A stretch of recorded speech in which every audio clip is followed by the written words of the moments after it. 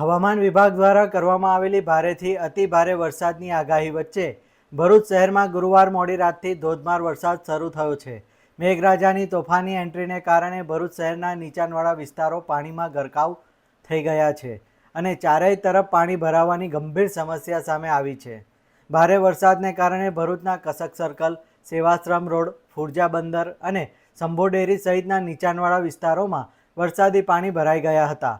રસ્તાઓ પર પાણી ફરી વળતા વાહનોની અવરજવર પ્રભાવિત થઈ હતી અને અનેક વિસ્તારોને વાહન ચાલકોને ધીમી ગતિએ વાહનો હંકારવાની ફરજ પડી હતી.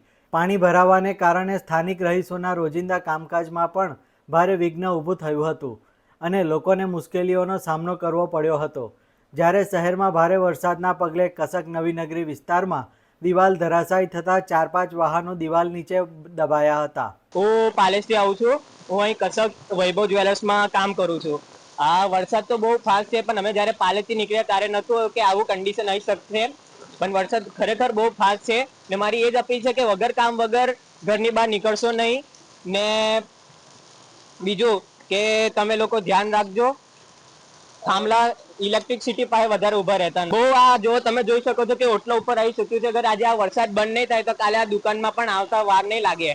એ સામે જ કેમેરો છે, જો બતાવી દો કે આ પાણી ચારે તરફ ઘેરાયેલું છે. તમને કેવો મુશ્કેલીનો સામનો કરવો પડ્યો? હું સાયકલ પર આવું છું તો ગમે તેમ કરીને સાયકલ લઈને આવ્યો છું અહીંયા. હાલમાં જે પાણી ભરાયું છે, શું લાગે છે વરસાદ નહીં રોકાય તો કેટલું પાણી આવશે? હજુ વધારે પાણી આવશે. આ ઓટલા પર ચડી જશે પાણી અને ચારે બધી દુકાનોમાં પણ પાણી ભરાઈ જશે એવું લાગે છે. ભરૂચ તરફ હવામાન વિભાગની આગાહીને ધ્યાનમાં રાખીને જિલ્લા વહીવટી તંત્ર પહેલેથી જ એલર્ટ મોડ પર મોજૂદ હતું. સ્થિતિ ગંભીર બનતા જ ભરૂચના એસડીએમ મનીષા મનાણી, નગરપાલિકાના ચીફ ઓફિસર હરીશ અગ્રવાલ તેમજ નગરપાલિકાની વિશેષ ટીમે શહેરના વિવિધ પાણી ભરાયેલા વિસ્તારોની સ્થળ મુલાકાત લીધી હતી. અધિકારીઓએ સમગ્ર વિસ્તારનું બારીકાઈથી નિરીક્ષણ કરી સંબંધિત વિભાગોને પાણીના ઝડપી નિકાલ માટેની કામગીરી કરવા કડક સૂચનાઓ આપી હતી અને સતત મોનિટરિંગ હાથ ધર્યું હતું. હવામાન ખાતાની ભરૂચ વિસ્તારની અંદર જે રેડ એલર્ટની આગાહી છે એને ધ્યાને લઈને ભરૂચ નગરપાલિકાની સમગ્ર ટીમ એલર્ટ મોડમાં છે.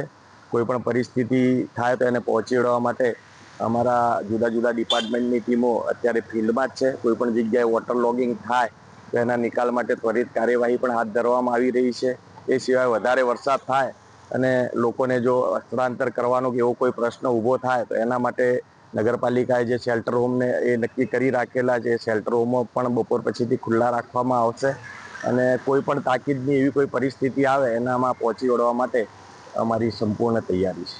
જોકે સવારના સમયે વરસાદનું જોર થોડું ઘટતા અને વરસાદ બંધ રહેતા ભરાયેલા પાણી ધીમે ધીમે ઓસરવા લાગ્યા હતા, જેના કારણે સ્થાનિક રહીશો અને વાહન ચાલકોએ મોટી રાહતનો શ્વાસ લીધો હતો. જોકે સંકટ હજુ પૂર્ણ થયું નથી.